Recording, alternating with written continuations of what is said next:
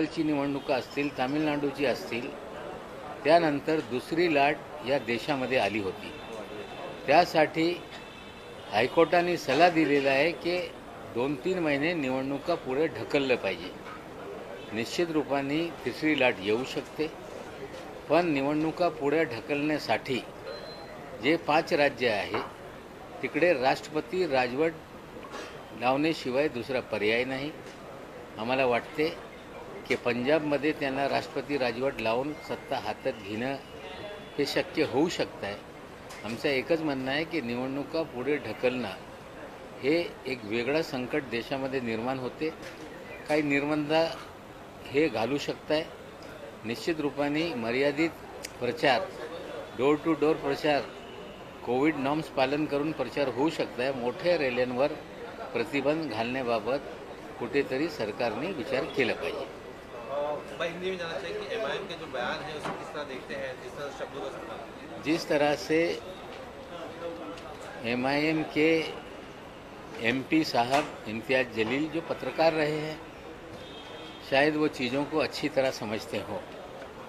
MIM के जो मुखिया हैं असदुद्दीन अवैसी साहब, वो बैरिस्टर हैं, लंदन से उन्होंने कानून की डिग्री हासिल की है.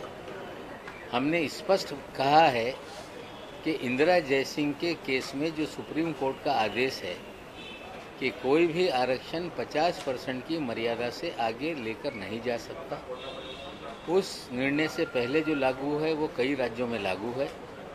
जब तक संविधान में संशोधन नहीं किया जाता तब तक कोई भी आरक्षण, चाहे वो मराठा आरक्षण हो चाहे मुस्लिम आरक्षण हो, उस पर निर्णय करके आगे बढ़ा नहीं जा सकता. अगर बैरिस्टर साहब कानून के जानकार हैं, वो बताएं कि ये सारा मामला हमने जो कानूनी बताया है वो गलत है, कौन से कानून में हो सकता है, तो उनका मशवरा लेके हम आगे जाएंगे. लेकिन ये कहना कि हम उल्लू बना रहे हैं, हमने कभी उल्लू बनाने का कोई कारोबार नहीं किया. जो लोग उल्लू बना रहे हैं वही दूसरों पे उंगलियां दिखा रहे हैं. कल टास्क फोर्स की बैठक हुई है और उसके सामने नए प्रतिबंध की बात किस तरह से कल क्या महाराष्ट्र में कोविड के विशेषकर मुंबई में जिस तरह से बढ़ोतरी हो रही है, आशंका बताई जा रही है कि देश में जनवरी के दूसरे-तीसरे सप्ताह में थर्ड वेव आ सकती है और इस बार लगभग 15 लाख पेशेंट हर दिन देश में आएंगे. महाराष्ट्र सबसे ज़्यादा अफेक्टेड रहा है और कल मुख्यमंत्री महोदय ने कहा था कि हम रात में टास्क फोर्स की बैठक लेंगे. क्रिसमस और नए साल को लेकर कुछ नए निर्बंध लगाना है तो निश्चित रूप से आज वो निर्णय जाहिर किया जाएगा. साथ ही साथ इलाहाबाद हाईकोर्ट ने सरकार को कहा है कि चुनाव में जिस तरह से रैलियां हो रही हैं, भीड़ बढ़ रही है, कोविड के खतरे को नकारा नहीं जा सकता.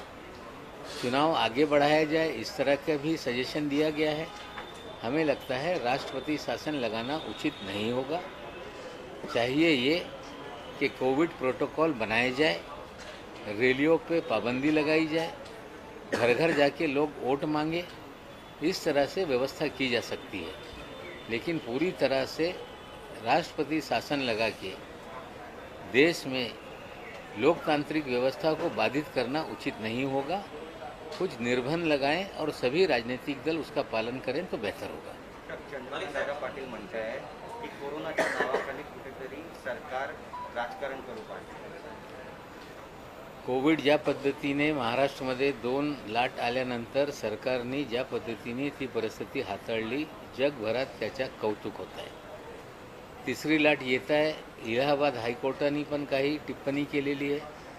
जगात काही देशामध्ये लोकसंख्या 2 कोटी असताना 1-1 लाख केसेस दर दिवशी येत आहे. ओमायक्रॉनचा एक खतरा असताना डेल मायक्रॉन नावाचा नवीन व्हायरस पण निर्माण झालेला आहे. आम्हाला वाटते राजकारणापेक्षा लोकांचे जीव वाचवणं हे गरजेचं आहे आणि भाजपवाल्यांना कोणी मरे तरीही त्यांना राजकारण करायचं आहे, ती धोरणं आमची नाही. लोकांना जीव वाचवण्यासाठी जे काही शक्य असेल ते आम्ही निर्णय घेऊ. भाजपला लोकांना मारून राजकारण करायचे असतील तर त्यांना करू द्या. विधिमंडळ कामकाज समितीच्या आझाद मैदानात एसटी आंदोलन सुरू आहे. 2021 या वर्षात यावर सकारात्मक तोडगा निघेल असं वाटतंय का? ST आंदोलन ज्या लोकांनी पुकारला होता त्यांनी माघार घेतलेला आहे. दुखवट्याच्या नावाखाली काही लोकांना तिथे दिशाभूल करून बसवण्याचे काम करत आहे. कोर्टाने पण त्याच्यावर काही ताशेरे मारलेले. एखादा वकील पैसे घेऊन लोकांच्या दिशाभूल करत असेल, दिशाभूल करून काहीतरी स्वतःचा हित साध्य करत असेल, ते योग्य नाही. पगार वाढ हे सरकारच्या मंत्र्यांच्या माध्यमातून करण्यात आलेली आहे. त्यांना मर्ज करून सरकारी कर्मचारी घोषित करता येत नाही. आता दुखवटा किती दिवस ते चालू शकत आहे त्याच्यावर हायकोर्टाने सांगितलेलं. आमचं एकच म्हणणं आहे, लोकांनी कामावर रुजू झालं पाहिजे. कोणी दिशाभूल करत असेल त्याला बळी पडू नये. कर्मचारी ठाम नाही, काही वकील लोकांच्या दिशाभूल करत आहे. हळूहळू लोक कामावर रुजू होऊ लागले. विधिमंडळ कामकाज समितीची आता बैठक आहे. त्या बैठकीमध्ये प्रामुख्याने अधिवेशन पुढे ढकलण्याबद्दल वेळ वाढवण्याबद्दल, दिवस वाढवण्याबद्दल नाही, कामकाज सल्लागार समिती हे बैठकीत चर्चा करून पुढचे कामकाज कुठले घ्यायचे हे याच्यावर निर्णय करत आहे. आधी निर्णय झाला होता की 28-29 तारखेपर्यंत आपल्याला दुसरा आठवडा चालवायचा आहे.